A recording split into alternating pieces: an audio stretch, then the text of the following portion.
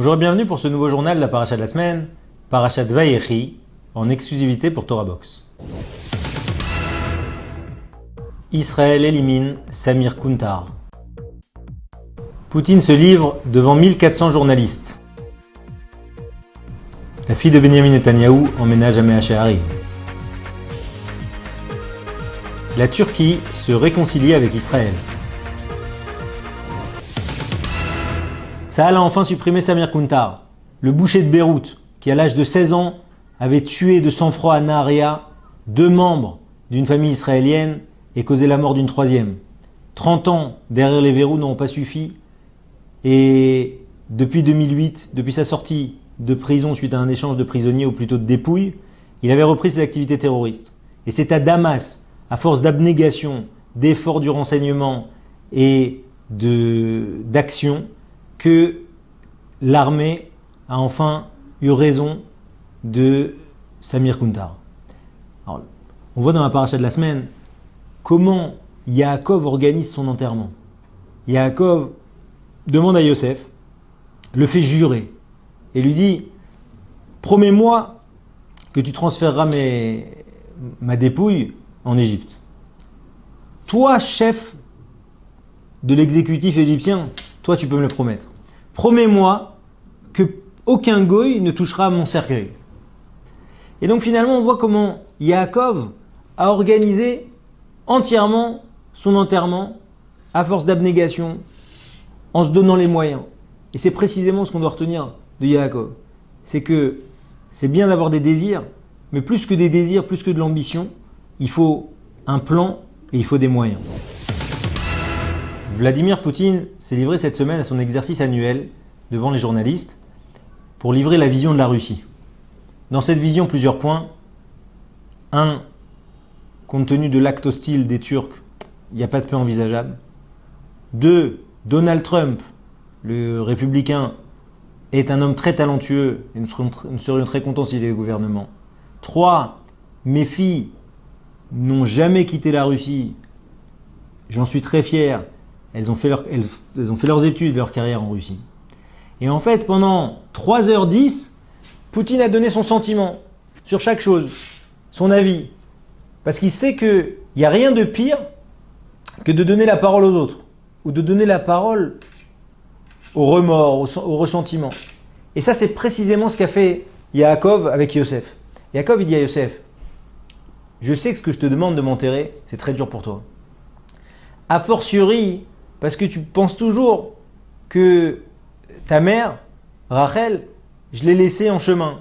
Et j'ai pas fait cet effort-là de l'enterrer. Plus que ça, tu pourrais te dire que je pourrais te demander d'aller l'enterrer tout de suite à la Marat Marpella. Et à ton niveau, tu pourrais t'en occuper de suite. Mais je ne peux pas le faire.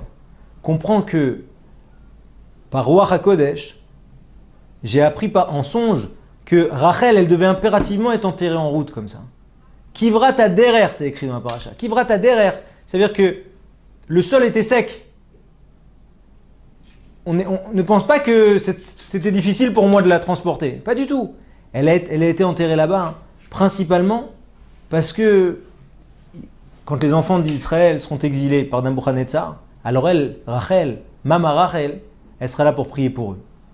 De là, on voit à quel point c'est important de dire ses sentiments, à quel point c'est important d'éviter la surinterprétation, d'exprimer ce qu'on a, ce qu'on ressent. Et c'est typiquement ce qu'on a vu avec Yosef et ses frères. Vélo, il tapait avec Yosef, Yosef, il n'a pas pu se retenir. Yosef, il sort pour pleurer. Il faut exprimer ses sentiments, parce que c'est comme ça qu'on arrive à éviter énormément de malentendus. Noa Netanyahu-Roth, la fille aînée du Premier ministre israélien, a emménagé cette semaine avec son mari et ses enfants à Mea Shearim, au cœur même de l'orthodoxie de Jérusalem. C'est très intéressant de voir dans la paracha de la semaine, au moment où Yaakov veut donner une bénédiction à ses petits-fils, Ephraim et Ménaché, avec qui il étudie quasiment tous les jours, qu'au moment où il commence à lever ses mains pour les bénir, il dit « Mais Miele, c'est qui ?» Et Yosef devait dire « Mais c'est tes petits-enfants !» Il dit « Mais c'est pas possible !» Yaakov a senti que dans leur descendance, il y aurait quelque chose il y aurait des Réchaïm qui allaient sortir d'eux. Mais c'est pas possible. Si eux, ils ont des Réchaïm qui sortent d'eux, miellez. Ça prouve bien qu'aujourd'hui, il y a quelque chose qu'ils n'ont pas travaillé. Il y a quelque chose chez eux qui n'est pas solutionné. Et ça, ce qui est intéressant ici, c'est quand les gens disent « Bibi Netanyahou, sa fille orthodoxe, mais miellez !» Ça prouve, et quand on regarde les racines de la famille, etc., que il y a quelque chose qui se transmet. Bibi, malgré tout, il a été plusieurs fois à l'ONU pour déclamer des...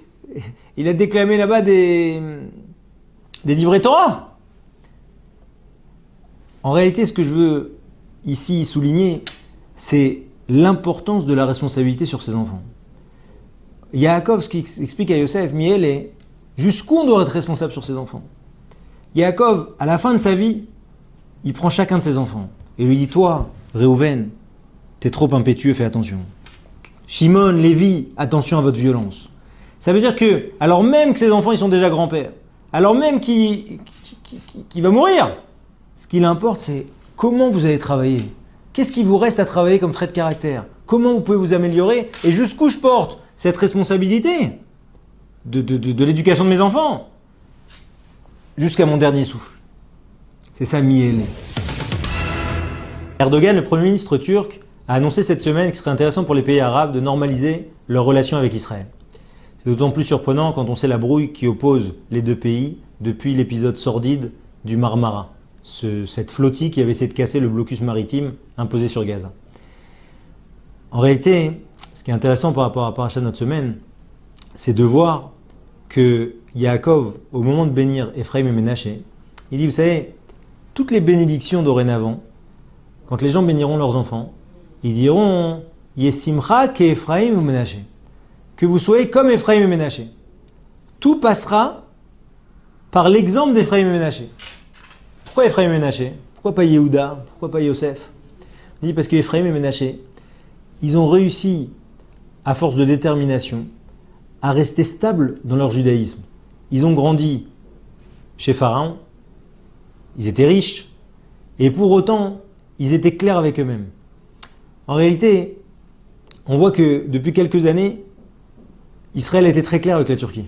Il dit voilà, on peut rétablir des relations, mais il faut impérativement que le Hamas sorte de Turquie. Si ce n'est pas possible, si vous n'êtes pas prêt à sacrifier ce lien avec le Hamas, avec le Qatar, on ne peut pas faire la paix avec vous. Et c'est exactement ce qui s'est passé. Sous la pression de la Russie, sous la pression des États-Unis, Akadosh Baruch Hu a organisé et a valorisé finalement cette démarche israélienne, si bien que là, les ambassadeurs vont revenir dans chaque pays, que ceux qui avaient organisé et planifié l'assassinat des 3 jeunes en Israël va être expulsé de Turquie. Et on voit ici comment, à quel point, avec les goïms, encore une fois, il faut faire Havdalah, il faut être fier de ce qu'on est pour que derrière eux-mêmes ils nous fassent kidouche et qu'Akadosh Baruch Hu il nous organise les choses. Ainsi, Hachem d'en haut organise tous les scénarios. La seule chose que nous on ne doit pas perdre de vue, c'est que En Od Milvado. Il n'y a rien d'autre que lui. Shabbat Shalom.